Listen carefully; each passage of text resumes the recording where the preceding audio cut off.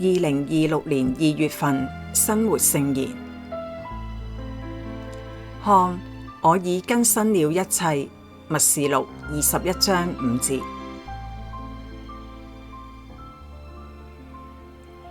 呢一句生活聖言出自默示錄，呢一本書係新約聖經嘅最後經卷。默示錄呢一本書意為啟示，作者嘅目的係為使人了解末世嘅事情，基督重返人間，邪惡嘅徹底失敗，以及新天新地嘅到來。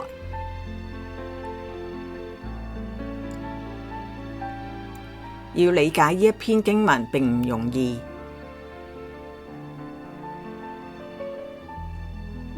內容涉及公元81年至96年間，基督徒遭受十分嚴重嘅迫害，基督徒團體中彌漫住恐懼嘅氣氛。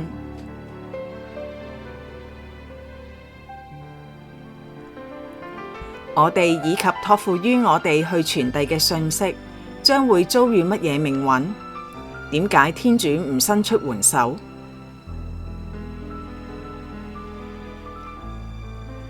喺呢一種情況之下，作者被羅馬人流放到帕特摩島，正係喺呢度，佢開始經歷一系列嘅神事，並被囑咐將呢一啲記錄下嚟。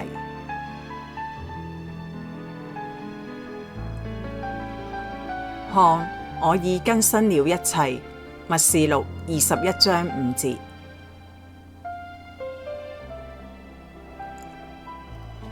默示錄嘅目的係俾受迫害嘅信友團體帶嚟希望。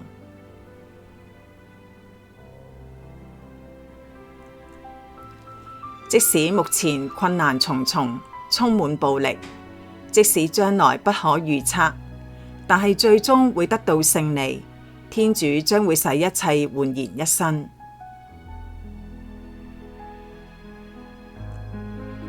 即使係今日，我哋喺電視新聞或者報紙嘅頭條裏邊，仍然會睇到報道住無數我哋幾乎可以習以為常嘅殘酷悲慘消息。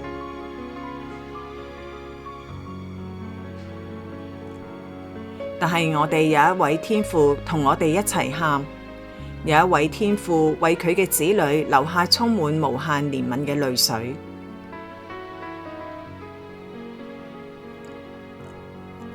呢一位天父等待住安慰我哋，因為佢深知我哋嘅苦難，並且為我哋預備咗一個截然不同嘅未來。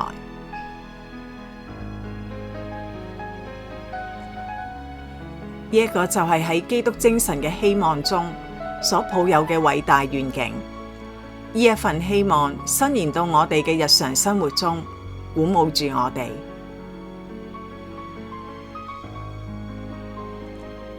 看，我已更新了一切。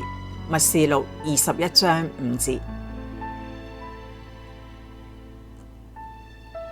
我哋唔能夠知道呢一切幾時發生，又將會點樣發生，探究亦都毫無意義。但係可以肯定嘅係，佢最終將會發生。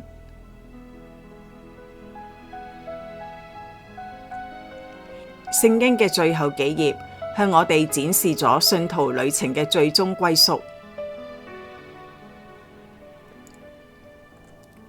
天上嘅耶路撒冷，天上家鄉耶路撒冷，佢首先被想象成一個巨大嘅帳篷。天主將喺嗰度迎接所有人同佢永遠同住。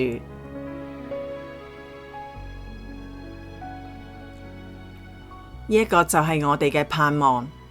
當我哋最終同天主同在嘅時候，佢會做乜嘢呢？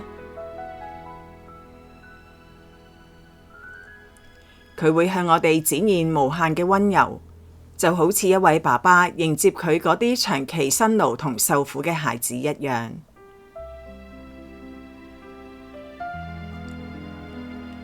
這就是天主與人同在的帳幕，他要釋去他們眼上的一切淚痕，以後再也沒有死亡，再也沒有悲傷，沒有哀號，沒有苦楚，因為先前的都已過去了。看，我已更新了一切。默示錄21章3至5節，更新一切嘅天主。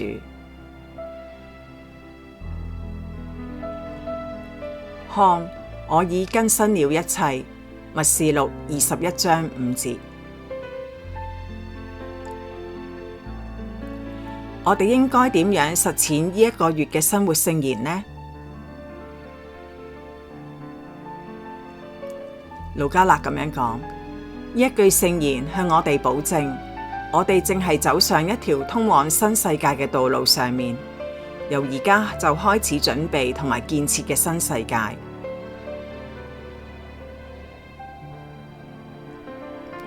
但係咁樣絕對唔係要求我哋擺脫紅塵，逃離世俗。事實上，天主要更新一切，我哋嘅個人生活、友誼、婚姻之愛、家庭。佢要更新社會生活、工作、教育、文化、娛樂、醫療保健、經濟、政治，總之，更新人類活動嘅各個領域。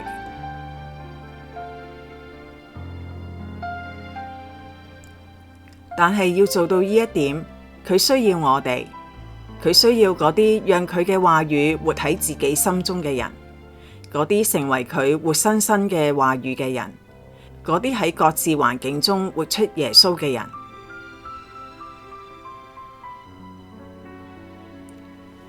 艾麗絲係一位年輕嘅基督徒，佢明白到為咗追隨自己嘅聖召，需要作出徹底嘅改變，先至能夠完全讓天主喺佢嘅生命中工作，使佢煥然一新。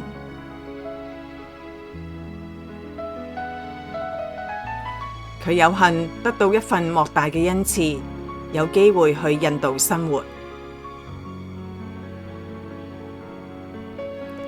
喺嗰度，佢體驗到真正嘅喜樂，即使喺艱難嘅時刻，亦都感受到天主嘅恩寵。佢將自己每日嘅生活奉獻喺祈禱、團體生活同埋義工服務。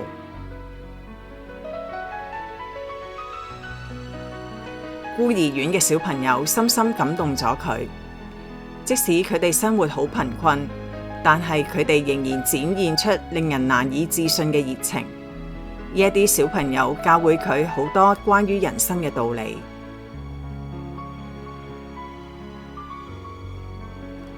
呢一個並非一個簡單嘅旅程，更係一個朝聖之旅，一段充滿起伏嘅旅程。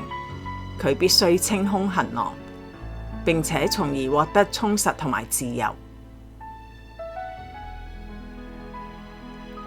看，我已更新了一切。默示錄21章5節。